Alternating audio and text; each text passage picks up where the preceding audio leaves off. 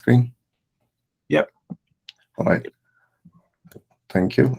So this is sort of the second update about A/B testing in this forum. I think our previous presentation was actually in 2022 March, which actually marks it about an exact 1 year recap and summary of updates.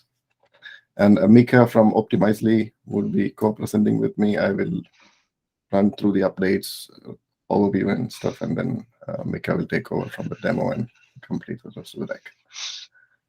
Now, I also want to acknowledge the time, effort, and guidance that Optimizely has been providing in this incubation. So I'm super appreciative of that.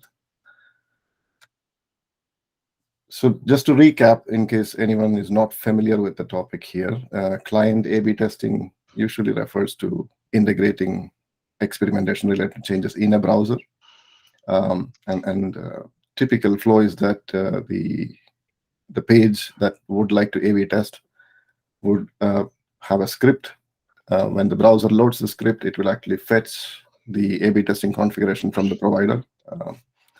And the scripts would actually modify the DOM and make any changes to conduct the experiment in a sort of a blocking fashion, either through the script itself blocking, or depending on the placement of the script, it might actually hide the document. There are a couple of approaches in the industry that are followed. And either way, and once the changes are complete, the page would be unblocked. And that's typically the fashion of a client-side A/B testing. Now, this has the upside that this experimentation method is much more scalable compared to server-side experimentation, so which is the reason for the popularity of the method. More scalable primarily because the less engineering involvement required, which makes the method very accessible to marketing personnel or product management teams who doesn't have to change the code or redeploy the application. There are some downside to it, which is the suboptimal performance, typically incurred due to the script being blocking the page and making the modifications, and also the late nature of integration in the browser. So we started out incubation of this approach with a prototype and a proposal, which is linked on the deck, and the link to the deck itself is actually in the agenda document of this meeting. So and that's sort of the recap. Now, our problem statement is that how can we keep all the good parts of this client-side A/B testing and minimize or eliminate the negative performance impact, at which point I'm hoping that client A/B testing would be a tool in the toolbox of any web engineer or a web application, so that for smaller tests and things that don't require architectural or fundamental changes to the application, that this would be a very viable method compared to how widespread it is already today. So hopefully it is much more used. So we started with some initial prototypes that involved using Edge or CDN compute nodes as an integration endpoint, and that was the last year's demo.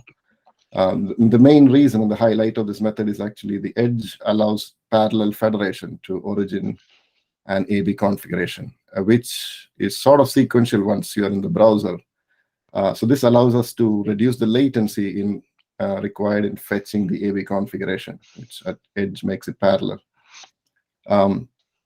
And the second part of the solution was actually standardizing the language or the schema by which we can describe an A/B set transforms, which today in the industry, it's mostly a combination of JavaScript and individual, provider-specific formats. This standardizing would give us a lot of advantage in terms of, the information being portable across providers, and also the several advantages. We can discuss about that later. The prototype used the mutation observer method to apply A/B transformers in a non-blocking fashion on the page. As the DOM is being created, the A/B changes would be applied, which basically converts a blocking time into 1,000 paper cuts, if you may call it. But it reduces the performance impact to practically non-measurable. So as I described, upside is that we could not measure performance penalty, which is a great thing. Downside is that prototype required everybody to friend the origin with the CDN, which I think there was immediate feedback in the forum as well that it's a hard ask, and it's understandably so because it's an architectural change. So in the last 1 year, we have worked together to standardize about 10 transform operations. And those are detailed in the explainer. I'm not going to go through that right now. But there's a short summary here is that there are about 9 operations which are interoperable between browser and Edge, which means that the instruction can either be applied on the compute node or wherever the pre-UA, we call it pre-UA because it is the changes that are to be applied prior to the UA encountering the page, or they can be pushed down to client, and that decision could be done by the entity that's ordering the set of transforms. So it could be the A/B testing provider, or it could be somebody curating those tests, but we mostly expect the instructions to be created by a system, and it's not that human friendly by design. There is also a client-only operation, which is custom JS, and this is currently limited artificially to be client-only because most platforms, at least the ones we are prototyping with, which is Cloudflare, does not allow arbitrary JavaScript execution. So this could change in future, but at this point, it's actually a client-only operation. We are also working on some more operations, which is class list and style attribute manipulations, and also relocating HTML element, which is sort of a corner case, but it's still required as per Optimizely's prior A/B testing experience. And something new we are bringing into the client A/B testing is actually the HTTP header operations, which is an advantage over the systems we have today, that now you can do performance test or anything that requires a header manipulation. Now, the next step, and specifically for today's demo, what we wanted to do was actually make the Edge optional, which means that we move the pre-UA phase of this standard into the origin, which is, and remove the need for friending with a CDN. And that would actually create a more real-worldish integration and also an incremental one. So everything else remains the same. We federate the call to A/B provider directly from the origin. So the time and the latency required to fetch the A/B configuration would be parallel to constructing the page. And everything else would just happen on the browser. So again, upside is in our performance test, there is no measurable performance penalty with this approach either, and partly because the origin time is also matching up. But the other thing is that the origin federation is an incremental change compared to friending with the CAD. Now, next part is actually a demo, and Mika will take over from here, but we thought it would be cool to wear the hat of a marketing team and come up with a campaign to be running on a real looking site that actually is a back to work campaign, because most of the companies are actually calling their employees back to work. So let's promote a back to work campaign with a specific product to be injected on the catalog page, and also make some changes on the homepage. I'll stop presenting next and let Mika take over from here. All right, great. Thank you, Alex. And I'll attempt to share right now.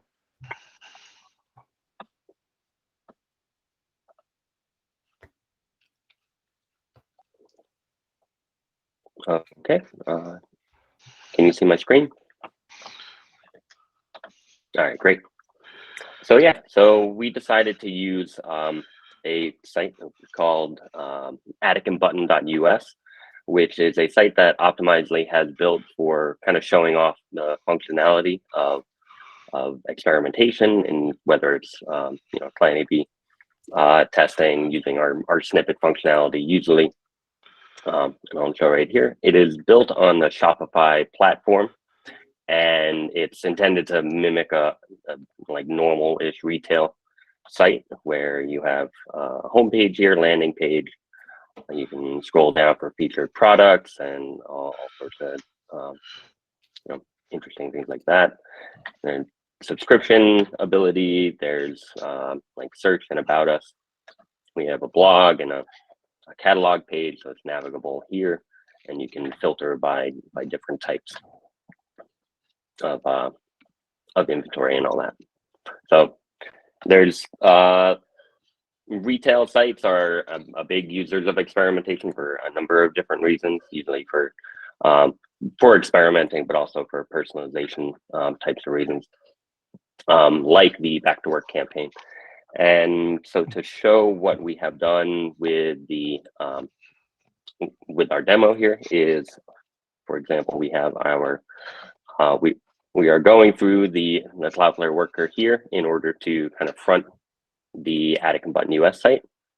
And here we have a control version of it where all it does is, well, it doesn't have any actual variations that it's applying onto the page. It's just returning the page as it gets it from Attic and Button US and then returns it. It's navigable also, as we can see if you go to the catalog page here. So this is our control of going through the Edge worker. And now our experiment, which we said we wanted to do a back to work campaign, is here, the experiment.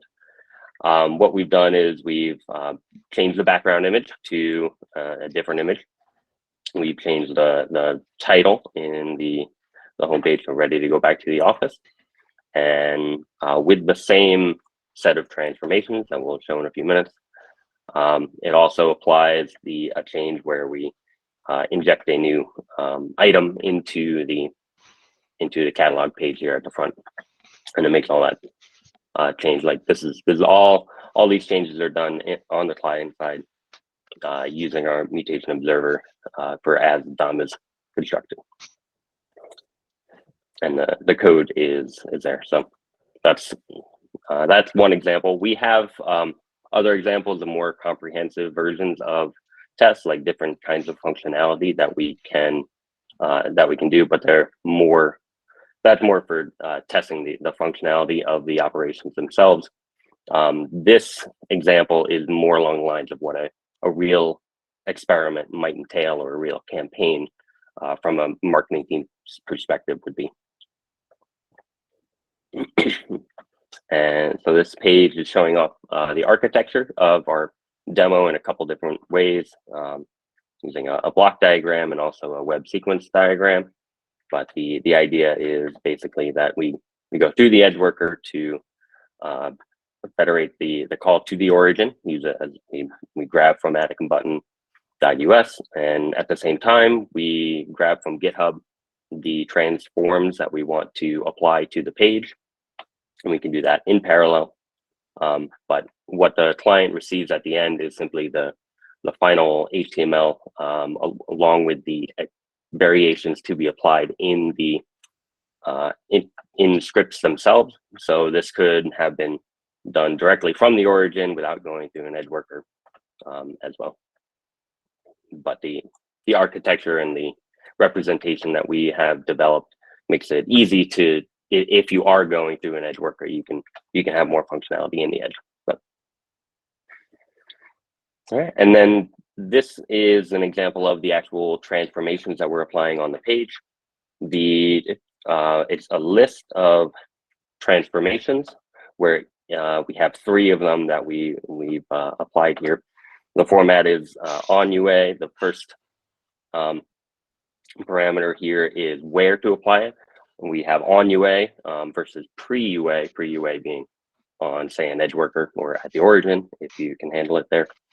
The second parameter is the selector. In this case, for the hero image on the page, it's standard CSS selectors. The third parameter is the operation to execute for the variation, and any other parameters are arguments for the operation itself. So in this case, for the set attribute, we're changing the style attribute to be the background image to a different location for the background image. And then we're also changing the hero title. We're executing custom JavaScript in this case to change the inner HTML to be ready to go back to the office. This could also be done through a different operation, but we wanted to show off the custom JavaScript capability. And finally, the third transform that we have is selecting the specific product with the item in the catalog page and replacing the entire HTML its entire HTML with a new div. All right, and we did a few performance tests with the control versus the demo. We ran a few web page test comparisons for one versus the other. There's a little bit of variance in the results themselves, ranging between on the median for between like 2.0 and 2.4 seconds, but overall they seem to be pretty comparable. On both the homepage, there's no real performance impact that we can see, as well as on the catalog page. And there are links to more to the web page test results down at the bottom here, if you're interested. And we also ran additional performance benchmarks. So with web page tests, it usually only runs 3 tests, by default. 3 loadings of the page, and it runs on real websites or real devices, which is excellent. But one thing that we found is that there is significant variance in these kinds of tests. So we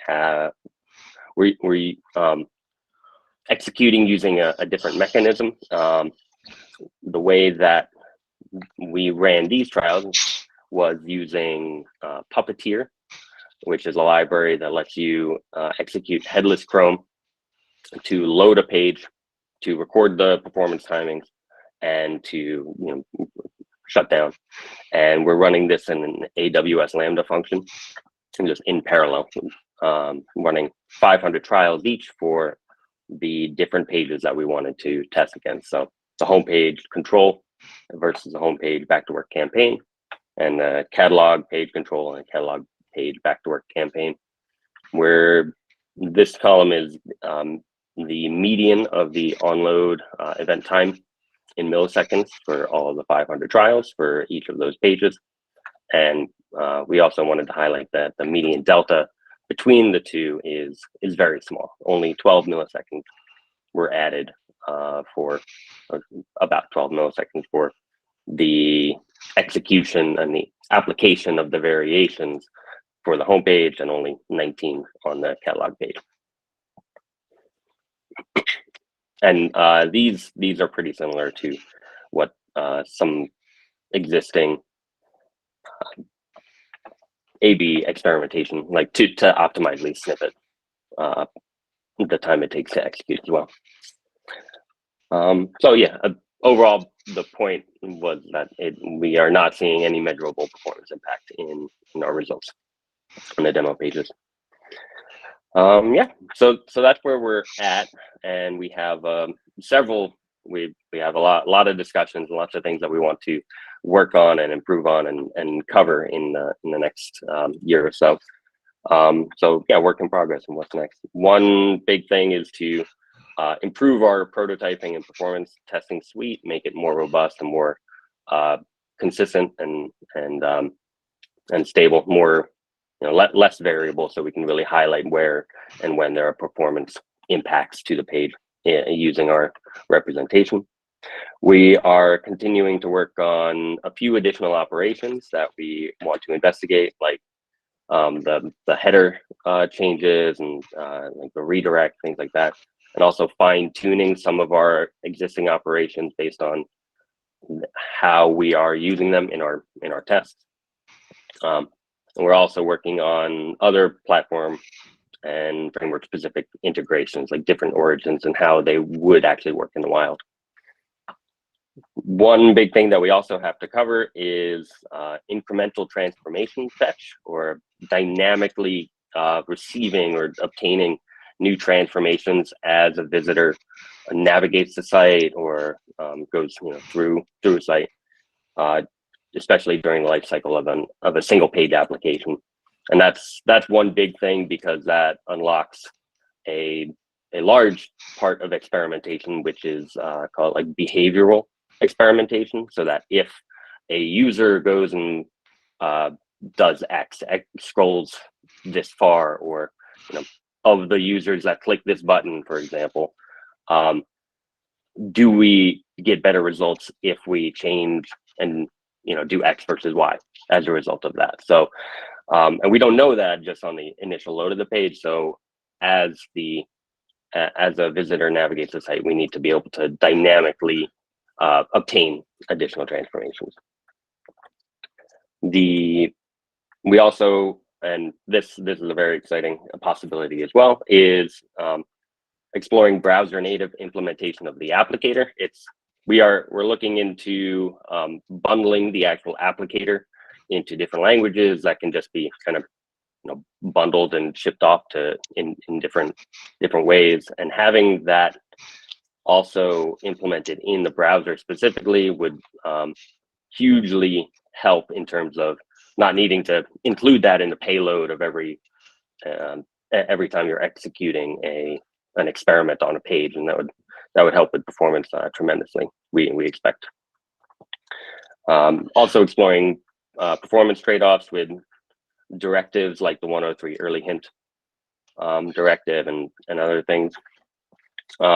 And finally, we are so the transform language itself and applying variations is certainly a vital and crucial component of running experiments. But there are, just by itself, you can't just run an experiment in the void and expect to get results. You need additional information, like metric collection about what a user did and what the results are from your experiment, in order to actually act on the results.